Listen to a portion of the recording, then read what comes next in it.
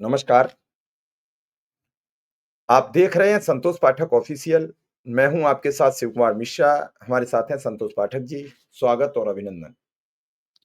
तमाम दर्शकों को नमस्कार और शिव जी आपका भी आभार और अगले कुछ मिनट तक दर्शकों से कहूँगा बने रहिए।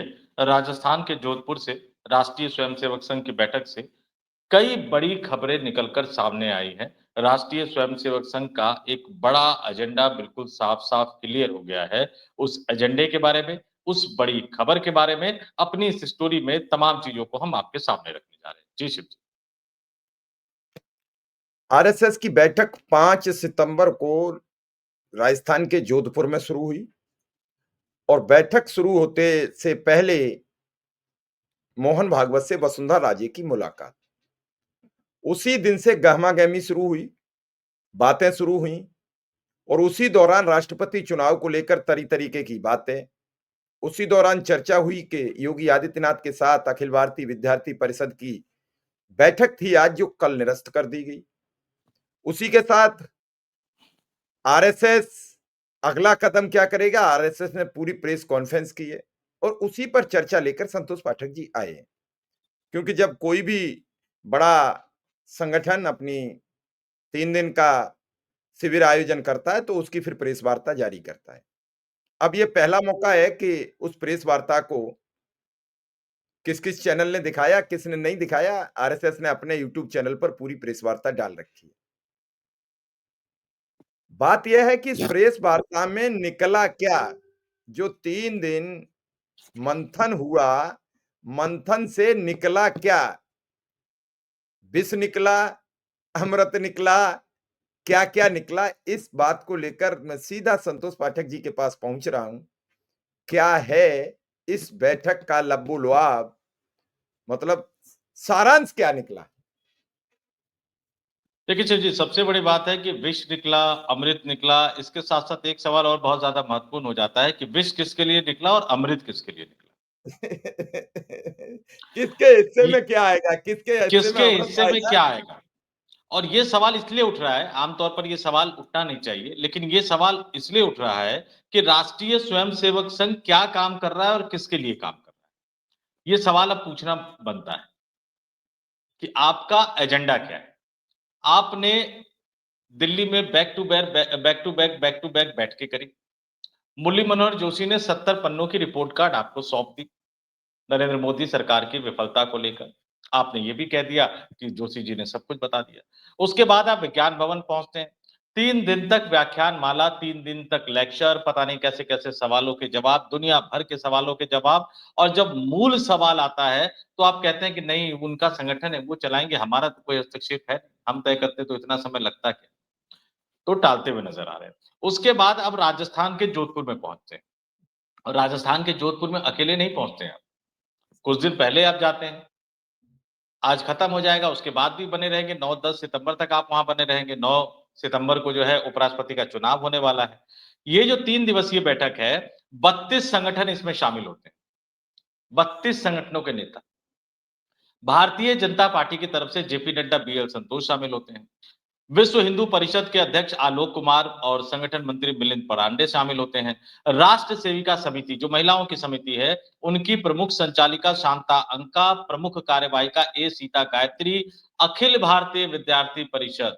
इस बैठक के शुरू होने से पहले अखिल भारतीय विद्यार्थी परिषद की इज्जत क्या है, योगी आदित्यनाथ की पुलिस की नजरों में, वो उन्होंने अपने लाठी का इस्तेमाल करके बता दिया था। तो वही गोरखपुर से जो आते हैं शाही साहब, जो अखिल भारतीय विद्यार्थी परिषद के अध्यक्ष है डॉक्टर राजशरण शाही, वो भी थे वहां पर। संगठन मंत्री आशीष चौहान थे। सक्षम, पूर्व सैनिक सेवा परिषद और भारतीय जनता पार्टी में बता चुका हूं, वनवासी कल्याण आश्रम, सीमा जागरण मंच, ये तमाम लोग थे और ये 300 से ज्यादा लोगों ने 3 दिन तक विचार विमर्श किया। पंच परिवर्तन की बात कही गई। सामाजिक समरसता, कुटुंब प्रबोधन, पर्यावरण अनुकूल जीवन, स्व आधारित रचना और नागरिक कर्तव्य पालन। और इस बैठक में क्या कुछ हुआ, इसकी जानकारी देने के लिए अब से थोड़ी देर पहले राष्ट्रीय स्वयंसेवक संघ के अखिल भारतीय प्रचार प्रमुख सुनील आम्बेकर जी नजर आए। उन्होंने एक बात तो कही कि आरएसएस का फैसला लेने वाली जो सबसे सर्वोच्च इकाई है, अखिल भारतीय कार्यकारी मंडल, इस अखिल भारतीय कार्यकारी मंडल की जो इस बार की जो बैठक की तारीख उन्होंने बता दी, 30 अक्टूबर, 31 अक्टूबर और 1 नवंबर। ये मध्य प्रदेश के जबलपुर में होगी, जो एक बड़ी ये जो अखिल भारतीय कार्यकारी मंडल है, और इस कार्यकारी मंडल में संघ प्रमुख, संघ के सरकारवा दत्तात्रेय होस बोले, तमाम पदाधिकारी, और संघ ने इस देश को अपने संगठन के हिसाब से जो 46 भागों में बांट रखा है, उन सभी 46 प्रांतों के प्रांत एवं सह संचालक, कार्यवाहक और प्रचारक भी शामिल होंगे, और ये अक्टूबर में होगी। दर्शकों को याद दिला देता हूं, 2024 में इसी तरह की बैठक उत्तर प्रदेश के मथुरा में हुई थी। और मथुरा और काशी को लेकर मोहन भागवत ने क्या कहा था विज्ञान भवन में? मथुरा और काशी को लेकर सवाल आज भी पूछा गया, आज भी उस सवाल को एक तरह से टाल दिया गया। अब आता हूं क्या क्या कहा। एक बड़ी बैठक की जानकारी तो दे दी, लेकिन इसके साथ ही उन्होंने धर्म परिवर्तन, लव जिहाद, Mathura Kashi, uniform civil code, Rashtriya Swayamsevak संघ के एजेंडे को लेकर जो जो बातें कही, वो बातें आपको चौंका सकती। उन्होंने झारखंड में अवैध मतांतरण, धर्मांतरण का जिक्र किया। पश्चिम बंगाल में उन्होंने अवैध घुसपैठियों का जिक्र करते हुए कहा कि वहां हिंदुओं की सुरक्षा की स्थिति पैदा हो गई है, कानून व्यवस्था की स्थिति पैदा हो गई है, लीगल रूप से वो निपटने की तैयारी कर रहे हैं। नॉर्थ ईस्ट में अवैध घुसपैठियों का उन्होंने जिक्र किया, लगातार काम करने का जिक्र किया। और अब मैं जरा दर्शकों को इनके पीछे की खबर बता देता हूं। झारखंड में चुनाव तो हो गए, पश्चिम बंगाल में अगले साल चुनाव है। वहां हिंदुओं पर खतरा राष्ट्रीय स्वयंसेवक संघ को नजर आ रहा है। हिम्मत नहीं होती है सुनील अंबेडकर साहब की या मोहन भागवत साहब की कि देश के प्रधानमंत्री नरेंद्र मोदी से कहे कि हिंदुओं की सुरक्षा पे खतरा है। ये जो 356 वाला जो आर्टिकल 356 है, राष्ट्रपति शासन लगाने का प्रावधान, क्या झुनझुना बजाने के लिए रखा हुआ है क्या उसको? ये शब्द मेरे नहीं है, ये भारतीय जनता पार्टी की कई नेत्रियां पश्चिम बंगाल की बोलती है कि भैया 356 कब लगाएगी हमारी सरकार। अगर हिंदू खतरे में है तो इससे बड़ी कोई चुनौती हो सकती है शिव जी? देश का रोकेगा हिंदू कौन? खत देश का इसे हिंदू रोकेगा खतरे में कौन? है। देश का हिंदू खतरे में है। आप पश्चिम बंगाल पे एक फिल्म बना रहे हो, महात्मा गांधी और पश्चिम बंगाल की घटनाओं पे। उसमें आपने क्या-क्या महात्मा गांधी को लेकर किस तरह से उनकी छवि खराब करने की कोशिश की। अगर आज के पश्चिम बंगाल में हालात 1946 के बंगाल वाले हालात है, तो हिंदुओं की रक्षा करने की जिम्मेदारी क्या देश के प्रधानमंत्री नरेंद्र मोदी और गृह मंत्री की नहीं?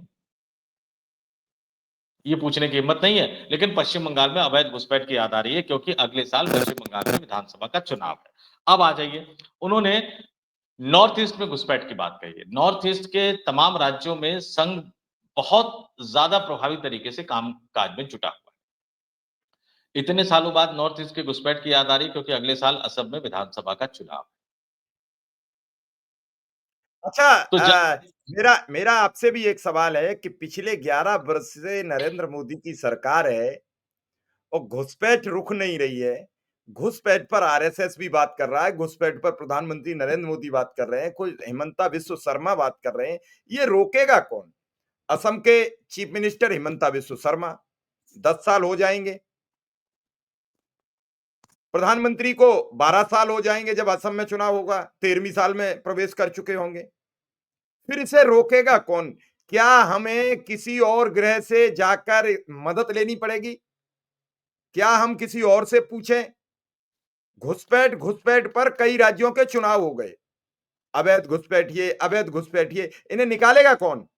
देश की राजधानी दिल्ली का चुनाव भी अवैध घुसपैठियों पे लड़ लिया इन्होंने। कितने निकल रहे हैं अभी? और उसमें 4 रुपया बड़ा घुसपैठिया सवाल ये नहीं था निकले, 4 शिव रुपया जी, मेट्रो का किराया बढ़ गया, घुसपैठिया नहीं निकले, आपकी जेब काटी गई। उसमें भी शिव जी बड़ा सवाल ये है कि देश की राजधानी दिल्ली में भी घुसपैठिए कैसे आ गए? हवा में तो उड़ के आए नहीं होंगे। आप पश्चिम बंगाल में कहते हैं कि सीमा पर बड़ा खतरा है, नदी है, नाले हैं, कई तरह की दिक्कतें हैं, व्यावहारिक समस्याएं हैं। पश्चिम बंगाल की ममता बनर्जी सरकार आपके साथ कोऑपरेट नहीं कर रही, लेकिन वो दिल्ली तक कैसे पहुंच जाते हैं? बिहार में तो 20 सालों से आप ही हो, ठीक है? और उसके बाद केरला में भी चुनाव है। तो अवैध मतांतरण, यूनिफॉर्म सिविल कोड, इन सब की बात कर लीजिए। अब आते हैं एसआईआर पर। एसआईआर को लेकर शिवजी चुनाव आयोग ने एक बड़ी बैठक बुलाई है। अब वो जो एसआईआर का बखेड़ा जो उन्होंने बिहार में खड़ा किया था, वो पूरे देश में खड़ा करने जा रहे हैं। और एसआईआर को लेकर 10 सितंबर को चुनाव आयोग ने एक बड़ी बैठक बुलाई है, और तमाम राज्यों और केंद्र शासित प्रदेशों के मुख्य निर्वाचन अधिकारियों को इस बड़ी बैठक के लिए बुलाया गया है। आज सुनील अंबेडकर साहब से एसआईआर को लेकर सवाल पूछा गया। उन्होंने पुरजोर शब्दों में चुनाव आयोग द्वारा बिहार में करवाए गए एसआईआर का समर्थन किया और आगे भी उन्होंने एसआईआर का समर्थन किया। तो सीधे-सीधे आपने चुनाव आयोग और केंद्र सरकार के एजेंडे को आपने सामने रख दिया। बिहार में कई स्वयंसेवक भी बहुत ज़्यादा परेशान हैं इनके एसआईआर अभियान से, लेकिन उस बात की इनको फ़िक्र नहीं है। आगे यूनिफ़ॉर्म सिविल कोड पर उन्होंने सरकार के सामने एक तरह से रख दिया कि उत्तराखंड ने जो किया है, आगे मुझे लगता है कि इसको और ज़्यादा प्रभावी भूमिका में आना चाहिए और ज़्यादा बड़े पैमाने पर इसको लागू करना चाहिए। अब ज़रा एक-एक करके बता देता हूँ। कल जो है वो बैठक थी 5, 6, 7 ये भक्तों के लिए बता देता हूँ।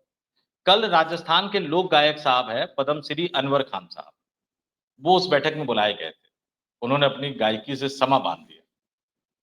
गायकी से समा बाँध दिया आरएसएस मुखिया, आरएसएस सरसंघचालक और आरएसएस से जुड़े 16 संगठनों के नेताओं की मौजूदगी में। मोहन भागवत जी ने सम्मान भी किया।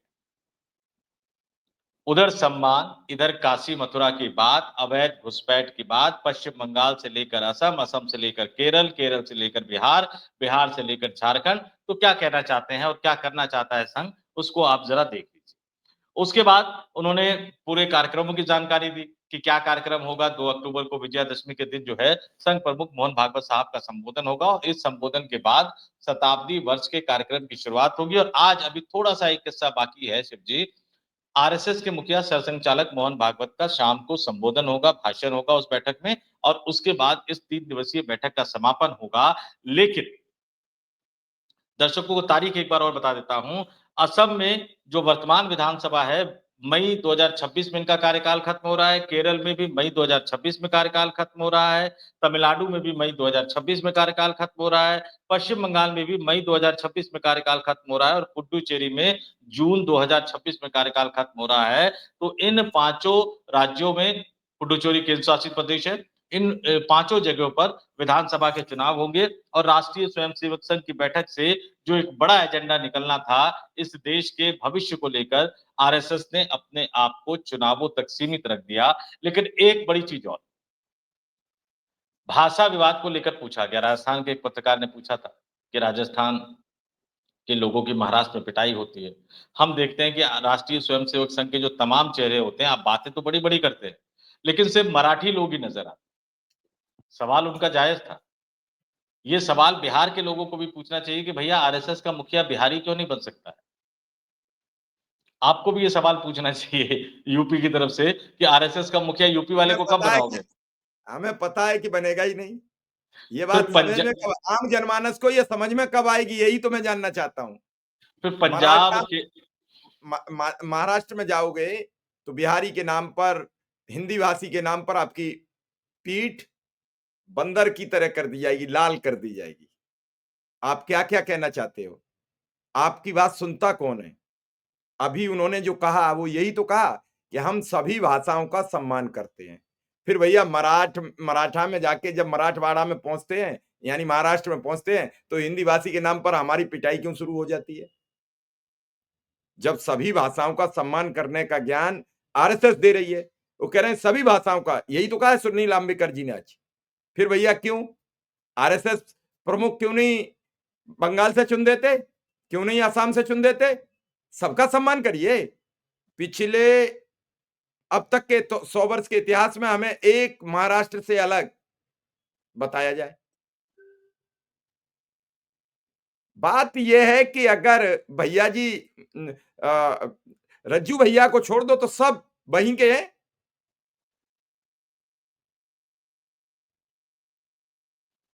पाठक जी, बात इस बात की नहीं है, आरएसएस सब मोहर लगा रही है भाजपा के कार्यों पर।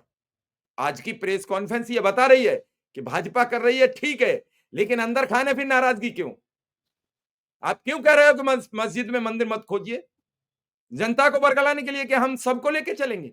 आप कह रहे हो कि हिंदू और मुसलमान का डीएनए है, क्यों कह रहे हो? भाजपा का तो मुख्य मुद्दा है कि इस देश में ये 20% लोग सबसे गद्दार लोग हैं और आप कह रहे हो कि हिंदू मुसलमान का डीएनए एक है। ये दुतरफा राजनीति अब राष्ट्र के लोग समझ चुके हैं। राष्ट्र के लोग ये भी समझ चुके हैं कि प्रधानमंत्री जी जिनपिंग के साथ गलबैयां कर रहे हैं और सीडीएस कह रहे हैं कि हमें सबसे बड़ा खतरा चीन से है। हम किसको सच माने? नड्डा जी की एक dinner party cancel, Nadda ji की डिनर पार्टी कैंसिल हो गई। बताया गया कि बाढ़ आ गई है। बाढ़ क्या नड्डा जी के आवास पे थोड़ी थी। और बाढ़ से ही अगर प्रभावित थे तो पहलगाम के बाद बिहार में भाषण देने नहीं जाते। अगर बाढ़ से ही प्रभावित थे तो बहुत बोलूंगा तो फिर सब कुछ ठीक नहीं होता है। नहीं, बहुत फिर है। भक्तों को मिर्ची लग जाएगी, तुरंत आ जाएंगे। अभी दूसरे एजेंडे पे आ जाता हूं मैं। देखिए, आरएसएस की आज की प्रेस कॉन्फ्रेंस से जो बड़ी खबर आ गई, लबो आप सिंपल ये आ गया कि पहले आरएसएस बीजेपी को काम सौंपता था, अब बीजेपी ने आरएसएस को काम सौंप दिया। आपने सही पकड़ा। मुद्दा अब सही पकड़ा। अब बीजेपी का काम राष्ट्रीय स्वयंसेवक संघ करेगी, जहां जहां चुनाव है वहां वहां जाइए, वहां वहां माहौल बनाइए, और बदले में आपको और आपके संगठन जो है ना, अखिल भारतीय विद्यार्थी परिषद जैसे, उनका स्वागत, वो कहते हैं ना, पान पराग से स्वागत करिए बारातियों का, लाठियों से स्वागत होगा। हुआ है उत्तर प्रदेश में लाठियों से स्वागत। तो ये सीधे सीधे क्लियर चीजें बता दी गई। अच्छा, एक चीज मैं दर्शकों को और बता देता हूं। अभी जापान गए थे प्रधानमंत्री नरेंद्र मोदी। जापान के प्रधानमंत्री इशिबा शिगुरी अपने पद से इस्तीफा देने जा रहे हैं। कुछ दिन पहले मोदी जी ने मुलाकात की थी जापान के प्रधानमंत्री से। कारण बता देता हूं क्या था। जापान में ये खबर निकलकर सामने आ रही है कि देश के अंदर उच्च चुनाव जुलाई में, जो जापान में उच्च सदन के लिए चुनाव में उनकी पार्टी, सत्तारूढ़ लिबरल डेमोक्रेटिक पार्टी की हार हुई थी। कई तरह के आलोचनाओं का सामना करना पड़ा था, और वहां पर जो महंगाई से निपटने में, सुधार के जो वादे किए गए थे उसमें निपटने में, धन उगाही के घोटालों के आरोप लग रहे हैं, यानी भ्रष्टाचार के आरोप लग रहे हैं, कई तरह के आरोप लग रहे हैं। और जिस तरह से सदन में उनकी पार्टी की ताकत कम होती जा रही है, उसको देखते हुए उन्होंने इस्तीफा देने का फैसला किया। उच्च सदन में भी, हमारे यहाँ जो उच्च सदन राज्यसभा है ना, उच्च सदन में भी सत्तारूढ़ गठबंधन बहुमत से दूर रह गया, तो जापान के प्रधानमंत्री साहब ने इस्तीफा देने का फैसला किया, और देश के अंदर 303 वाली भारतीय जनता पार्टी 240 पर पहुंच जाती है। प्रधानमंत्री नरेंद्र मोदी उसी शाम को भारतीय जनता पार्टी के कार्यालय पहुंचकर कहते, भारत की जनता ने ऐतिहासिक बहुमत दिया, ऐतिहासिक समर्थन दिया है, और किसी एक प्रधानमंत्री को तीसरी बार लगातार सत्ता में बैठने के लिए चुना गया है, लंबे अरसे बाद। अब सोचिए कि 272 सदस्यीय लोकसभा में 240 सीटें मिली, और प्रधानमंत्री बीजेपी कार्यालय पहुंचकर कहते हैं कि ऐतिहासिक जीत। यहाँ जापान के प्रधानमंत्री से थोड़ा-सा सीख ले लेते तो उसी दिन उनको इस्तीफा दे देना चाहिए था कि भैया ठीक है, एनडीए गठबंधन की सरकार तो बना लो, किसी और को चुन लो। मुझ पे तो जनता ने अविश्वास जता दिया, 303 से मुझे 240 पर लाकर पटक दिया है, तो मैं किस मुँह से प्रधानमंत्री बनूँ? मैं किस मुँह से सेवा करूँ? लेकिन वो कहते हैं ना कि आपका एक प्रसिद्ध डायलॉग है, कि एक नेता जाता है, कहता है कि मैं तो सेवा करने के लिए आया हूँ, मेरी पार्टी टिकट नहीं देगी तो मैं दूसरी पार्टी से ले लूँगा, दूसरी नहीं देगी तो तीसरी से ले लूँगा, तीसरी भी नहीं देगी तो मैं निर्दलीय लड़ जाऊँगा, लेकिन आपकी सेवा करने के लिए मैं इतना ज़्यादा तत्पर हूँ कि मैं लड़ूँगा ज़रूर। क्यों? क्योंकि कुर्सी के बिना तो मैं सेवा कर नहीं सकता। तो पद के बिना। प्रधानमंत्री जी भी सेवा के लिए इतने तत्पर है कि जनता ने 303 से 240 पर लाकर पटक दिया, और ऐतिहासिक जीत का नारा बुलंद करते हुए भारतीय जनता पार्टी के कार्यालय वो पहुँच गए। आज एक फ़ोटो बड़ी वायरल हो रही है। आज एक फ़ोटो बड़ी वायरल हो रही है शिव जी, अभी दिखाएँगे नहीं हम। सांसदों की बैठक थी उपराष्ट्रपति चुनाव को लेकर कार्यशाला में, और वो सबसे पीछे जाकर बैठ गए। मैं यही तो कह रहा हूँ कि विदेश नीति, आर्थिक नीति, कूटनीति, शासन प्रशासन चलाने की नीति, इस सबको तस्वीरों तक सीमित कर दिया है। वीडियो में मुस्कुराते हुए, हँसते हुए नज़र आते हैं, गले मिलते, गले पड़ते हुए नज़र आते हैं, महत्वपूर्ण बैठक में पीछे बैठते हुए नज़र आते हैं, और कहा जाता है कि वाह! क्या प्रधानमंत्री हैं। अभी डोनाल्ड ट्रम्प साहब एक दिन प्रेस कॉन्फ्रेंस नहीं की उन्होंने, तो कल आके परसों सफाई देनी पड़ गई कि भैया मैं तो डेली प्रेस कॉन्फ्रेंस करता हूँ, डेली सवालों का जवाब देता हूँ। एक दिन नहीं आया क्योंकि मैं कहीं और व्यस्त हो गया था, तो कह दिया गया कि ट्रम्प साहब हटने वाले हैं, और यहाँ हमारे प्रधानमंत्री है, 11 साल से प्रेस कॉन्फ्रेंस ही नहीं की उन्होंने। ऐसा मत कहिए, ऐसा मत कहिए। कितने वीडियो उन्होंने कराए। कभी आम चूसने की बात बताई, कभी मोर को दाना खाने की बात बताई। और कितना आप चाहते हो, आदमी अंतर मन की बात बता रहा है। मन की बात हर महीना की तारीख को करते हैं। आप क्या चाहते हो? क्या चाहते हो आप? आप सवाल पूछ लो। आप अपनी क्षमता हो क्षमता मान उनसे सवाल करने के, या आपके सवालों का वो जवाब दे पाएँगे? दोनों चीज़ें यहाँ हैं। वो मानते नहीं कि आप मुझसे सवाल पूछ सकते, जबकि सच ये है कि वो आपके सवालों का जवाब नहीं दे पाएँगे। तो जवाब नहीं दे पाएंगे। तो उन्होंने कहा कि अब संतोष पाठक जी, आप मेरी मन की बात सुन लिया कीजिए और अपने सवालों का जवाब उसी में ढूंढ लीजिए। मेरे पास इतना वक्त नहीं है, क्योंकि मैं 24 घंटे काम करता हूं।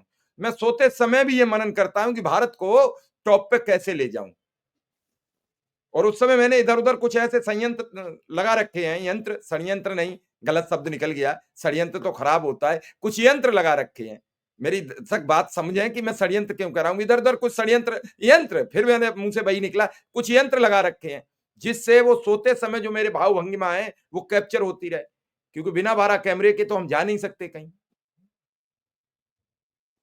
अब आप कार्यशाला करा रहे हो सांसदों की, पीछे बैठ जा रहे हो, ये दिखाने के लिए कि एक देश का प्रधानमंत्री संसद की, सांसदों की बैठक में जाके सिर्फ सांसद है।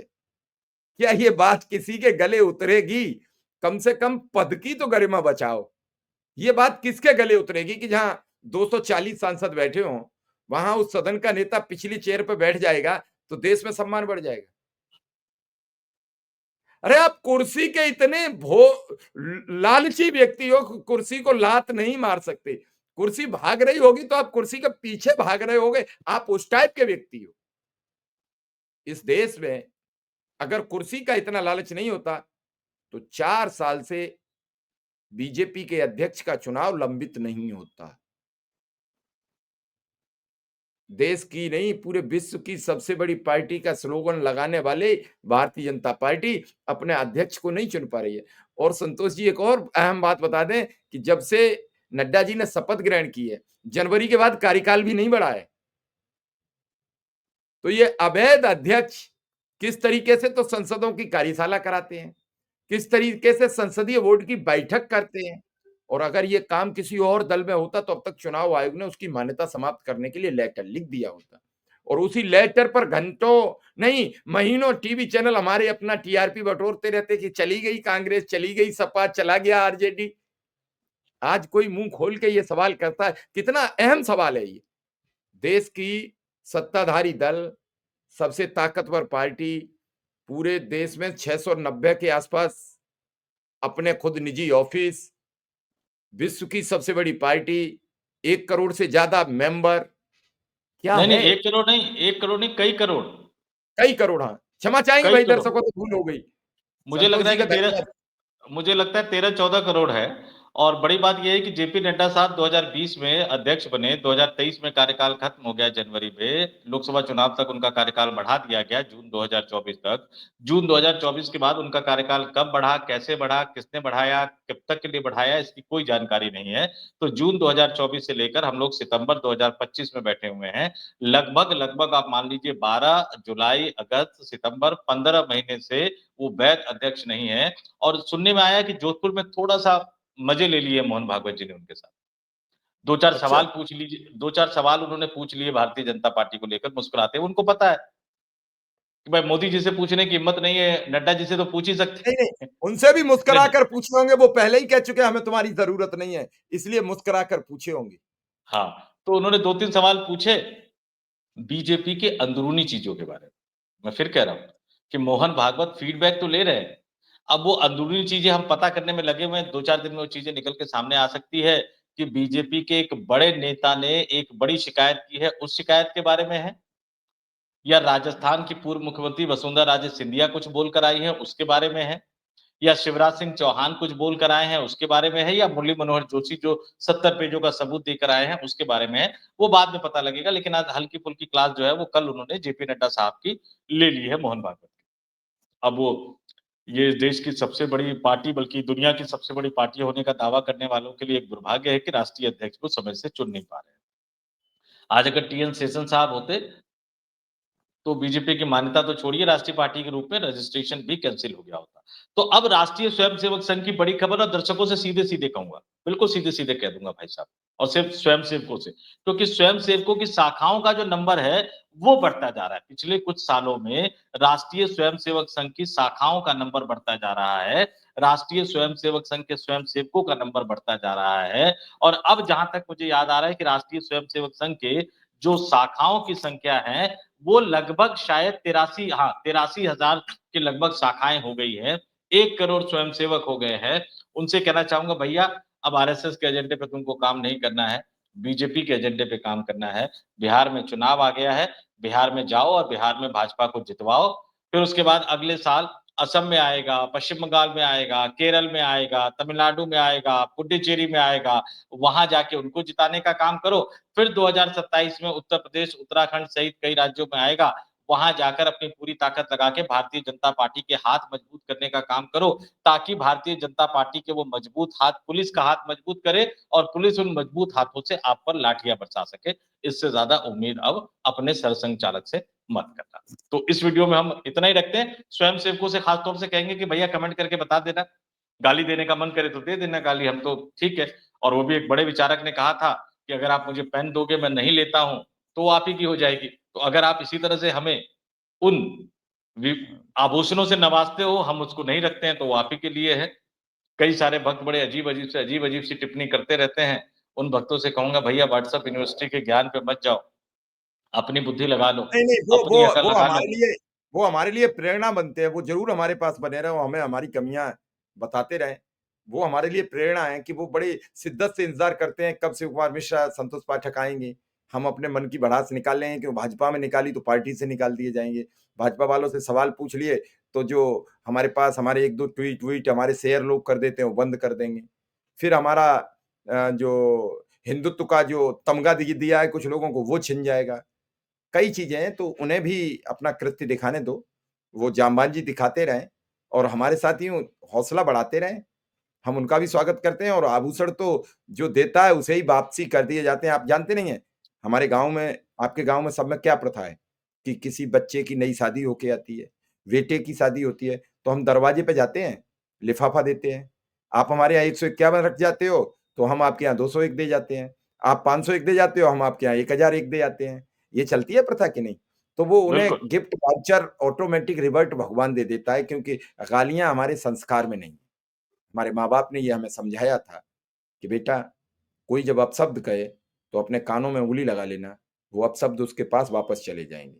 अपशब्द उस कुएँ की तरह हैं जो कुएँ में हम आवाज़ लगाते हैं, कभी आप देखिए अब तो कुएँ बचे नहीं, तो कुएँ में जब हम कोई चीज़ चिल्ला के बोलते हैं तो कुआँ वापस हमें भेज देता है। कुआँ तक नहीं रखता है तो ये तो यार समाज है, समाज कैसे स्वीकार कर लेगा? जब कुआँ वापस कर सकता है, तो समाज क्या स्वीकार करेगा? तो उनको भी बहुत-बहुत आभार, उनका भी बहुत-बहुत धन्यवाद। आपने इतनी जानकारी दी दर्शकों को। दर्शकों से यही अपील है कि इस वीडियो को आगे बढ़ाएँ, लोगों तक सच पहुँचे कि आरएसएस ने क्या किया है बड़ा ऐलान। तब जब 9 सितंबर को पूरी सरकार की जान सांसत में फँसी हुई है। कैसे बचेंगे? क्या होगा? कुर्सी बचेगी, जाएगी या फिर आपातकाल घोषित होगा, इमरजेंसी लागू होगी। इसी के साथ विदा लेंगे संतोष जी आपसे। धन्यवाद, नमस्कार। बहुत बहुत धन्यवाद और तमाम दर्शकों को नमस्कार।